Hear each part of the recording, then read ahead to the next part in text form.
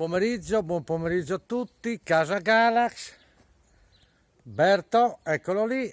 Signori, questa è una barzellettina che la sa raccontare molto meglio di me Duilio Pizzocchi, che è un grande comico, intrattenitore, cabarettista dell'Emilia Romagna che io seguo, è un amico, non ci siamo mai visti, però io lo seguo, un grande spettacolo, grande uomo, ed è questa qua, io la faccio come mi viene, insomma, ci sono questi due tenori, vecchi tenori, sai che ormai sempre odiati fra di loro perché è sempre una rivalità, canto meglio io, canti meglio tu, e un giorno si trovano nel bar e fa, allora, come va?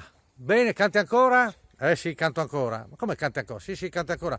Pensa che la scorsa settimana mi ha chiamato a Udine, al Duomo di Udine, e mi hanno fatto cantare l'Ave Maria di Schubert. Ah, sì? E com'è andata? Guarda, è andata talmente bene, ma bene, ho cantato talmente bene, che a parte l'applauso del pubblico che era presente, pieno di donne, no? Però a un certo punto la statua della Madonna si è messa a lacrimare di tanta emozione che mi ha visto cantare, ma non sì, si è messa a lacrimare, che addirittura le pie donne andavano lì col fazzoletto a intingere le lacrime della Madonna, ma verità, e tu invece canti ancora? Sì, anch'io canto, e anche a me mi ha chiamato dopo di te al Duomo, il vescovo al Duomo sempre di Udine. E cosa hai cantato? Anch'io ho cantato l'Ave Maria di Schubert. Ma dai, copione, no, mi ha detto di cantare l'Ave Maria di Schubert, io ho cantato l'Ave Maria di Schubert. E com'è andata? Un spettacolo.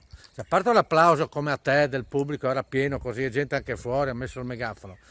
Ma poi ho cantato talmente bene che a un certo punto Gesù Cristo è venuto giù dalla croce, mi ha messo una mano nella spalla e mi ha detto: tu sì che canti bene, non come quello che l'altra settimana ha fatto piangere mia mamma. Signori, la barzelletta delle 17, Casa Gala, stiamo a casa, che dal 4 maggio, ciao, une robe vergognosissime.